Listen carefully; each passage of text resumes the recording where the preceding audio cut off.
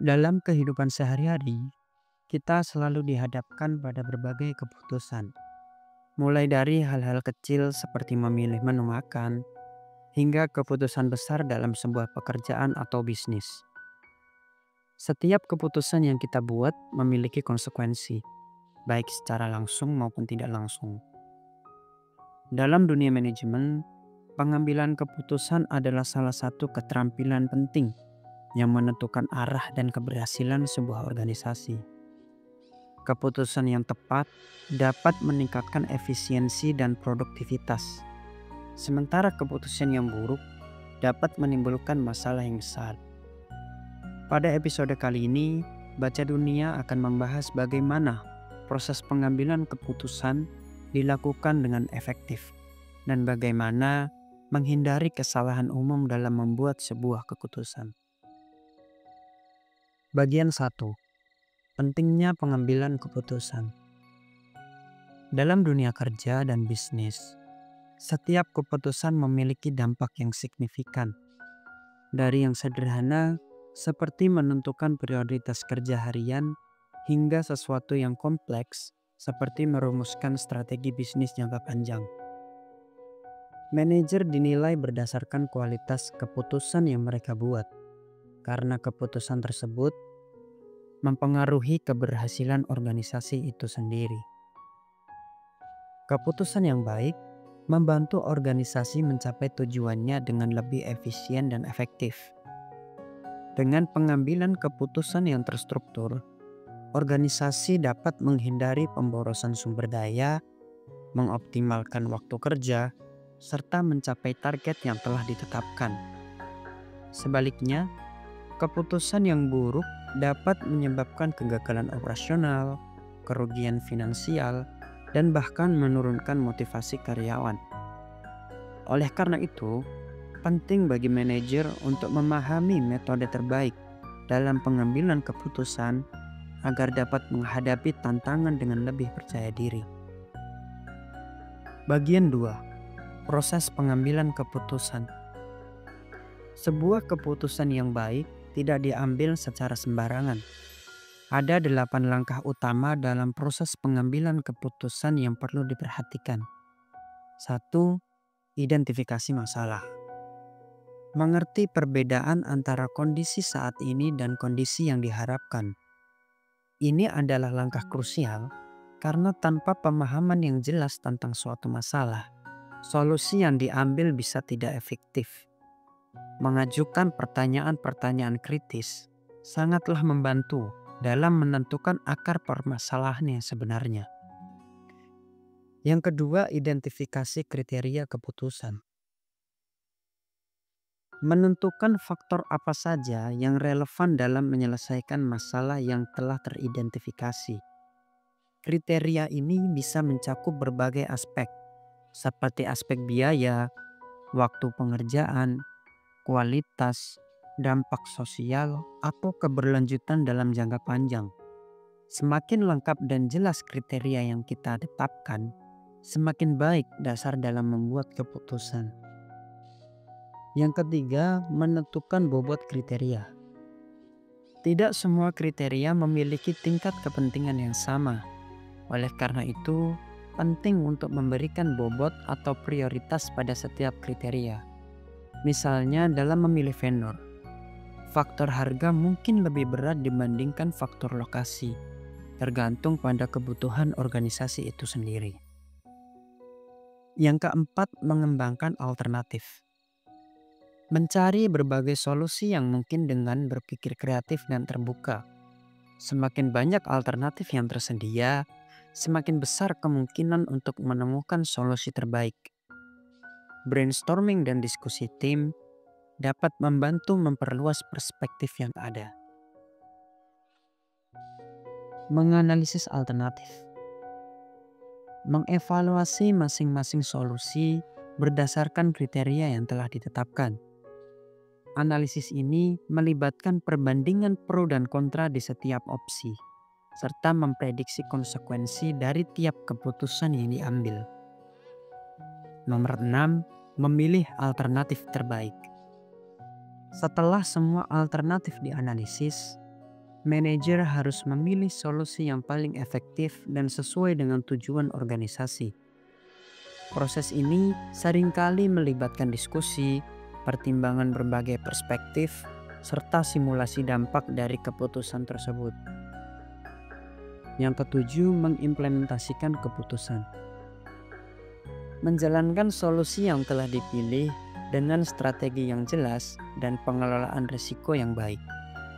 Keputusan yang baik harus disertai dengan perencanaan implementasi yang matang agar dapat berjalan dengan maksimal. 8. Evaluasi keputusan. Setelah keputusan diambil dan juga dijalankan, evaluasi perlu dilakukan untuk melihat apakah keputusan yang telah diambil mampu menyelesaikan masalah yang ada. Ini untuk melihat dampak jangka pendek dan panjang dari keputusan yang diambil, serta mengidentifikasi potensi perbaikan di masa depan. Bagian 3. Cara pengambilan keputusan. Ada beberapa cara seorang manajer mengambil keputusan. 1. Rasionalitas. Menggunakan pendekatan logis dan sistematis berdasarkan data dan fakta yang ada. Keputusan yang dibuat dengan rasionalitas biasanya memiliki landasan yang kuat dan dapat dipertanggungjawabkan. Yang kedua, rasionalitas terbatas. Manajer mengambil keputusan berdasarkan informasi yang tersedia, namun dengan keterbatasan waktu atau sumber daya.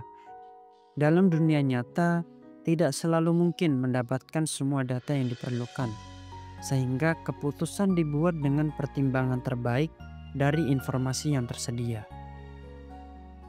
Yang ketiga, intuisi. Manajer mengandalkan pengalaman dan naluri dalam membuat keputusan. Seringkali intuisi digunakan dalam situasi yang sangat mendesak. Manajer berpengalaman cenderung mengandalkan intuisi mereka ketika menghadapi keputusan yang tidak memiliki cukup data. Yang kelima, berbasis bukti atau evidence-based management. Menggunakan data dan bukti nyata untuk memastikan keputusan yang lebih akurat dengan metode analisis yang ketat. Ini adalah metode yang semakin banyak diterapkan dalam organisasi modern. Metode ini bertujuan untuk mengurangi bias subjektif dalam pengambilan keputusan. Bagian 4. Jenis keputusan dan kondisi pengambilan keputusan. Dalam dunia manajemen, keputusan dapat dikategorikan ke dalam dua jenis utama, yaitu keputusan terprogram dan keputusan tidak terprogram. Keputusan terprogram adalah keputusan yang dibuat secara rutin dan berulang berdasarkan prosedur yang sudah ada. Contohnya adalah keputusan dalam merekrut karyawan baru berdasarkan standar kompetensi yang telah ditetapkan oleh perusahaan. Sedangkan keputusan tidak terprogram adalah keputusan yang dibuat untuk situasi unik dan tidak dapat diselesaikan dengan prosedur standar. Misalnya, ketika perusahaan menghadapi krisis keuangan dan harus menentukan strategi pemulihan yang sebelumnya belum pernah dilakukan. Selain itu, terdapat 3 kondisi utama yang mempengaruhi pengambilan keputusan.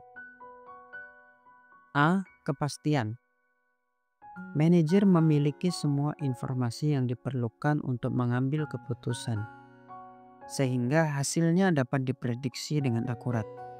Contoh, menentukan jumlah produksi berdasarkan pesanan pelanggan yang sudah pasti. B. Risiko. Terdapat ketidakpastian dalam hasil keputusan, tetapi probabilitas keberhasilan dan kegagalan dapat dihitung berdasarkan data yang tersedia. Contohnya investasi saham dengan perhitungan risiko dan rumus yang jelas. Yang ketiga adalah ketidakpastian atau uncertainty. Tidak ada cukup informasi yang tersedia untuk memprediksi hasil keputusan, sehingga manajer harus benar-benar mengandalkan intuisi dan pengalaman mereka selama bertahun-tahun. Contohnya, meluncurkan produk inovatif di pasar yang belum teruji oleh tim R&D mereka. Bagian 5. Bias dalam pengambilan keputusan. Dalam mengambil keputusan, seringkali kita terjebak dalam bias kognitif yang bisa mempengaruhi hasil akhir. Beberapa bias yang umum terjadi antara lain: 1. Bias overconfidence. Bias yang berupa efek terlalu percaya diri tanpa mempertimbangkan fakta secara menyeluruh. Bias ini dapat menyebabkan manajer mengabaikan data yang menunjukkan risiko dari keputusan yang diambil. Yang kedua, bias konfirmasi. Hanya mencari informasi yang mendukung pandangan kita tanpa mempertimbangkan sudut pandang orang lain. Misalnya seorang pemimpin perusahaan yang hanya mendengarkan pendapat bawahan yang sejalan dengan ide-idenya dan mengabaikan kritik pegawai lain yang konstruktif. Lalu ada bias ketersediaan. Mengandalkan informasi yang paling mudah diingat, bukan yang paling relevan ataupun akurat. Hal ini sering terjadi ketika keputusan dibuat berdasarkan pengalaman pribadi yang sangat terbatas, tanpa mempertimbangkan data objektif. Selanjutnya, efek jangkar atau anchoring effect. Terpengaruh oleh informasi awal yang diberikan, sehingga sulit mempertimbangkan opsi lain secara objektif. Sebagai contoh, dalam negosiasi harga, angka pertama yang disebutkan seringkali menjadi patokan yang sulit untuk diubah, meskipun sebenarnya terdapat alternatif yang lebih baik. Lalu ada bias status quo. Cenderung memilih untuk mempertahankan keadaan yang ada karena takut akan perubahan. Bias ini dapat menghambat inovasi dan perkembangan dalam sebuah organisasi. Biasanya ini terjadi pada perusahaan yang sedang mengalami siklus hidup pada kedewasaan. Mereka merasa berada di zona aman dan sedang memimpin pasar industri yang ada.